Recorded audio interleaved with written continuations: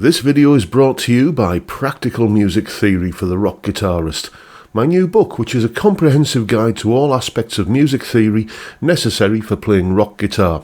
From blues to the cycle of fifths, from understanding and using modes to choosing the right notes for a melodic solo, from pentatonic scales to chord construction and keys.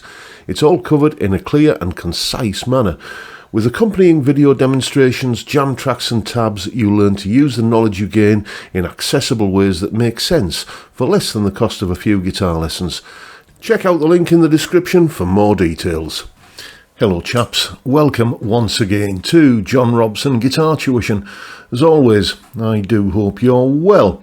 Now that little phrase there is something that I open all of my videos with. It's probably the one phrase that you hear most of all in these videos, but another one that you hear quite often goes like this. And as usual, you'll find a full tab for the solo in both Guitar Pro and PDF formats, along with the clip. And as always, you'll find a full tab for that piece of music that we kick the video off with in both Guitar Pro and PDF formats, along with the clip. And as usual, you'll find a full tab for that piece of music in both Guitar Pro and PDF formats, along with the clip of me playing it. So yes, about 3 times a week, I do some kind of tab to accompany either a jam that I've done in terms of when I've been reviewing a guitar, or like there's a solo analysis on a Monday, or maybe something that I've done in another slot during the week. So about 3 times a week I'm tabbing stuff out to go with as an accompaniment for the YouTube video, and I put it up on Patreon.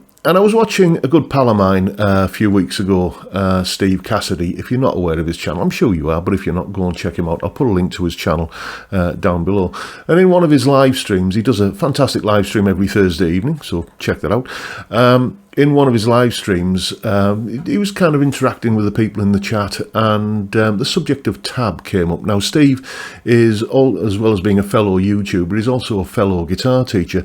And, you know, his response to this question about tab was that he's not very keen on it, because he prefers to get his students to, you know, to figure stuff out for themselves, which is a laudable aim. I do that myself. And, you know, it's like he's, I think, got this idea that, you know, if you rely upon tab, it can damage your innate abilities to recognise what you're hearing. And I suppose there is an element of that, but, you know, I just want to put the positive case for tab here. It's essentially nothing more than a written form of music for the guitar. It started off, I believe, in medieval times as a way of notating lute music, so I'm told. It's a form of music notation, basically, which is incredibly guitar friendly. And if, like me, if you're a big devotee of a fantastic broadcaster who's made many great TV shows, Howard Goodall. He did a series, gosh, it's got to be nearly 20 years ago now, called Big Bangs, where he talked about things like equal temperament and the advent of recorded sound. You know, these major breakthroughs in the history of music. And one of these major breakthroughs was the invention of music notation. Because what that allowed was for pieces of music that had more complexity and length to them than could be kind of held in the memory of the minstrel playing those pieces of music. It led to you know, the advent of things like the opera and the symphony and things like that. You know, complex pieces of music that couldn't be just imagined in the head of the person playing them. So it's without question that any form of written music was a major breakthrough, and we wouldn't have the wealth of musical genres and styles that we have today without it. But you can't really kind of let tab claim the credit for Mozart, for example. That's not the case I'm making. I'm just generalizing here about written music. What I think is one of the main advantages of tab as a tuition aid, because I use it all the time with my students, is that as long as they are, kind of reading the tab and comparing that with the music that they're hearing, they can hear a particular lick or something like, or a riff where there are two notes which are a minor third apart, 3 semitones.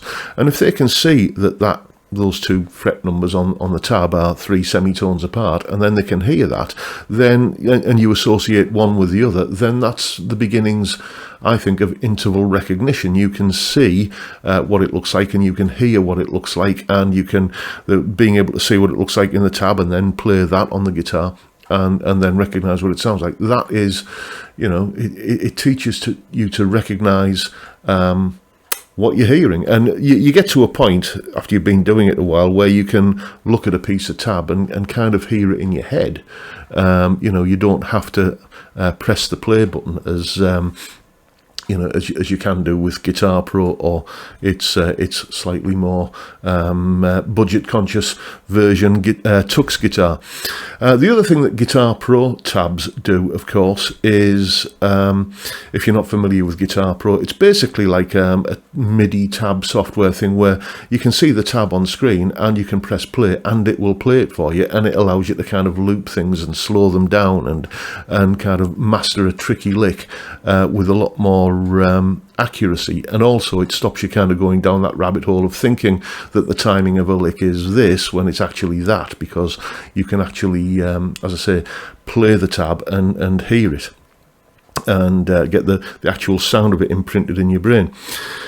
For me, though, one thing that I tend to do with a lot of my students to encourage them to learn and recognize what they're hearing is I get them to write out their own tabs.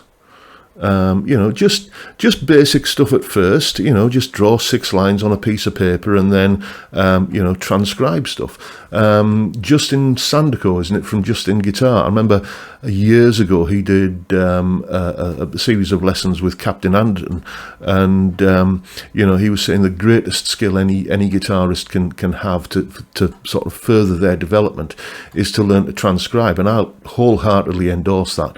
You bang on the money there, Justin, mate. Honestly, the more you can kind of listen to stuff and write it down, even if you're kind of hazy on a couple of notes, you might not get it right. Your timings probably won't be, spot on. I remember when I first started tabbing stuff out, my only goal was to say, okay, make sure that all of the notes are kind of roughly in the right bar. So I'd put the bar lines on the tab, on the handwritten tab that I would do, and that would be it. And as long as the notes were all in the same bar where I think they landed, that was right. But gradually I could tell whether a note was on the first or second or third beat, or on the end of the beat and stuff like that. I gradually began to kind of hone my timing skills, not just writing it down, but recognizing it in the first place in order to be able to write it down. And from the Guitar Pro software as well, which I mentioned already, you get the note values. This is a 16th note. Those notes form a triplet, and that's an 8th note there, and it's tied into the next bar. You learn to recognize and be able to read and become fluent with the rhythm notation as well, which honestly, probably the biggest thing that I've ever done to improve my sense of timing actually playing on the instrument is getting that rhythm notation sort of in my head. So again, I can look at it and sort of hear the rhythm in my head. There is undoubtedly, I think, as Steve was alluding to in his live stream, something of a problem with dependency upon tab. Ask any guitar teacher and they'll have an anecdote like this if they've been doing it for long enough, and I've got one. Back in the 1990s, before the whole kind of internet was really a thing, there was a young lad who came to me for lessons, and he was a massive Guns N' Roses fan, and it was around about the time when those 2 Use Your Illusion albums had come out, and he had the tab books for both of them, and he learned, I can't remember what soul it was, might have been November Rain, something around about that period of Guns N' Roses, and he played an absolutely note perfect rendition with his, what did he have? I think it was maybe a Tanglewood Les Paul copy. And you remember those Park amplifiers, the sort of, which weren't they the Marshall kind of entry-level brand, Tanglewood Les Paul into this Park amplifier, and he played, I think, let's call it the solo from November Rain. It might have been something else, but we'll use that for the purposes of this anecdote. And he played it absolutely kind of note perfect, just fantastic. I even put the cassette. This is how long ago it was. I was still using cassettes in the lesson. I put the cassette on the tape, and he played along with it, and pretty much kept up with it. And I was thinking, okay, what am I going to teach this lad then? And it soon became apparent that I said, well, okay, yeah, you've got that solo. Let's just have a jam. Let's just kind of loosen up and warm up. And, I just kind of started playing probably a 12-bar blues or something like that. And he couldn't do it. He could not play any lead over the top because he didn't understand the relationship between what he'd learned and what the chords were going on in the background and how to transpose that into other keys, how to use what he'd learned from copying the tab. And, so I asked him to play some bar chords, some chord sequence which included bar chords, and he struggled with bar chords as well. So there is that kind of element at the extremes where someone can get a little bit too dependent upon just essentially reciting what is on the page or these days on the screen. But I don't think that is necessarily, or in any way really, a counterweight to all of the positives that tab brings with it. That's why I do tabs with all of my kind of instructional videos and everything. I think it's a massive asset, and it can actually help you do what we all aspire to be able to do, which is, as I said, be able to figure it out by ear, as I've already said. Learning what it looks like written down and how that sounds on the guitar, and being able to hear that, so you're comparing with what you're hearing with what you're seeing with what you're doing. That strengthens that recognition muscle, I think, when it comes to figuring stuff out. That's just my two penneth on the topic. Let me know what you think down in the comments. Genuinely interested to know what your views on tab are. I've told you what mine are and hopefully made a good case for them, but if you disagree, well, downstairs in the comments, that's where to kind of leave your two penneth as well. But that is the video for today, folks. Might have been a bit rambly, but I think I've got off my chest what I wanted to get off my chest. If you've enjoyed what you've seen and found it in any way interesting, then please hit the subscribe button and the notification bell if you haven't already done so. And why not drop me a like as well while you're at it. And don't forget, of course, the live stream every Friday, 5 p.m.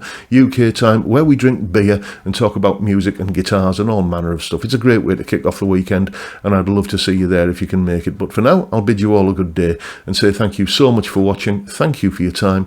Look after yourselves, folks. Stay well, stay safe, and above all, stay sane. Bye for now.